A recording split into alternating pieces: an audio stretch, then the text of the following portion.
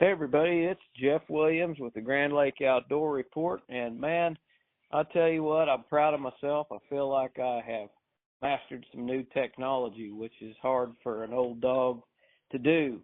You know, everybody that was my age in their 50s and 60s had to overcome an enormous amount of technology in their lives. I tell my boys all the time that if you can believe it or not, when you were born, I went outside and rang a bell out in front of the house, or my wife Patricia did, and that bell was my notification to come get her. We needed to go to the hospital. That's back before cell phones. So anyway, things have changed a lot, and I'm going to try to do some more phone recordings with my friends and my colleagues. And today on the line with me, if this all works out, I've got my good friend John Lewis. And John lives over at Shangri-La. And John was Toby Keith's fishing partner. John was the friend that introduced me to Toby. If I didn't know John, I might not have ever had a chance to meet Toby. And John has got lots of fond memories of fishing with Toby. John, are you there? I'm there. I'm here, Jeff. How y'all doing today? Hey, man, that sounds great. Well, at least I've managed to merge some calls. I think I've managed to merge John with my call recording. So we're going to run this thing for about 5 or 6 minutes here for the Grand Lake Outdoor Report and see how it goes. I know there's a lot of people out there listening to this that are probably going to be like, yeah, this technology is something else. How about you, John? What do you think about all this technology we have now? Yeah, it's hit us with a storm. You better learn or you're going to be behind the curve. Isn't that the truth? Well, John hasn't been fishing as much as he has. He works over at the golf area at Shangri-La, and John puts a lot of people out on the golf course every day. And, John has been really busy. Shangri-La's been extremely busy with their golf.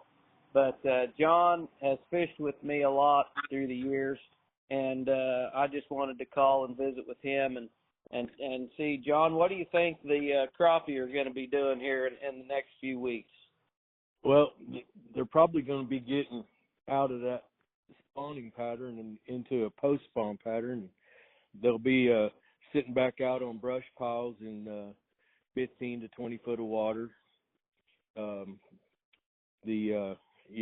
Dropping a jig. I saw Hayden yesterday down at the bait shop getting minnows, and so he's using minnows, and so that's always a good choice. But get that lucky bug down there, or swimming minnow, or any kind of bait over the top of a brush pile, and you should have some active post-spawn crappie biting.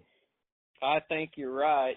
The first trip that John and I ever took Toby Keith fishing on was a trip this time of the year. I met Toby in 2020, and Toby had never seen live scope before. And John set this fishing trip up with Toby, and he said, Jeff, you want to take Toby Keith fishing? And I said, well, hell yeah. I mean, who wouldn't want to take Toby Keith fishing? So anyway, we went out, and Toby saw the live scope for the first time, and he saw how I was using my live scope to find those brush piles.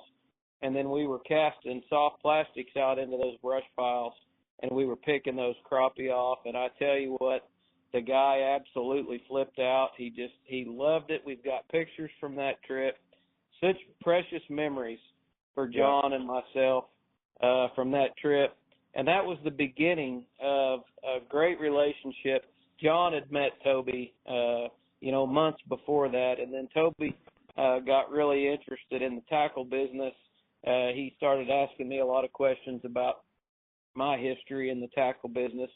And if you knew Toby, he was an entrepreneur, and Toby was always interested in what other people were doing and other stories, and wasn't he, John? Oh yes, he loved to catfish, Jeff.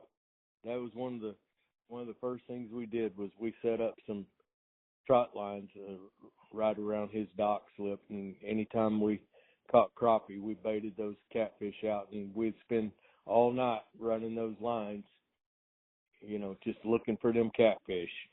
Yeah, he did. He told me stories about fishing down on the Red River in his jet boat, and he's got some property down at Tishomingo area. He told me that his property is right where the Chisholm Trail went across the Red River, and I'm going to get to go down there with Crystal and do some fishing, hopefully a little bit later this year, and we'll talk a lot about Toby and talk a lot about, what he likes to do. But I'm going to move on forward here and just tell everybody that I've been out fishing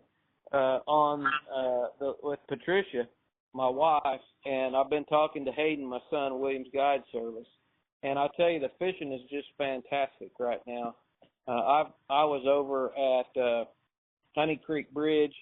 I've been over at, in the area of Sweetwater. I've been over around Governor's Island. And we've just been swimming minnows with 1/8-ounce jig heads in the evening. And those fish are suspended, chasing shad out there on those humps and underneath those bridge. I had some folks out this week. They're good friends of mine from Oklahoma City. A good friend of mine brought his boys, and they caught fish. They had a great time. I taught them how to fillet fish down there. So lots of great memories at Shangri-La. The fishing is really good right now. If you like to troll, the trolling is incredible. It won't be too much longer, and the blue cats, channel cats, will be moving into the rocks to spawn. And, we got guys still catching snagging a few flatheads, but that's winding down. The white bass have definitely moved back out into the lake. I saw some tremendous reports from some bass fishing tournaments here around Grand Lake this week. Big weights for 5 fish. So the fishing is fantastic at Grand Lake.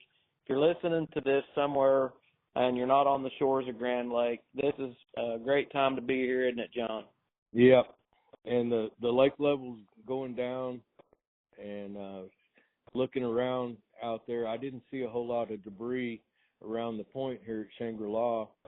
I saw bass boats flying, and I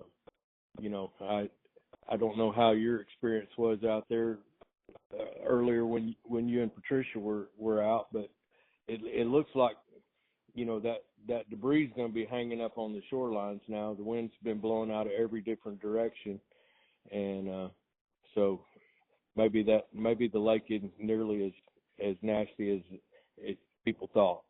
Yeah, I think you're right. Well, everybody, we're going to wind this up. John, thanks for helping me with this. We'll see if I got this recorded. This is kind of a fun deal, our first time, so I appreciate you helping me. And as always, everybody, it's Jeff Williams with the Grand Lake Outdoor Report, and good luck out there.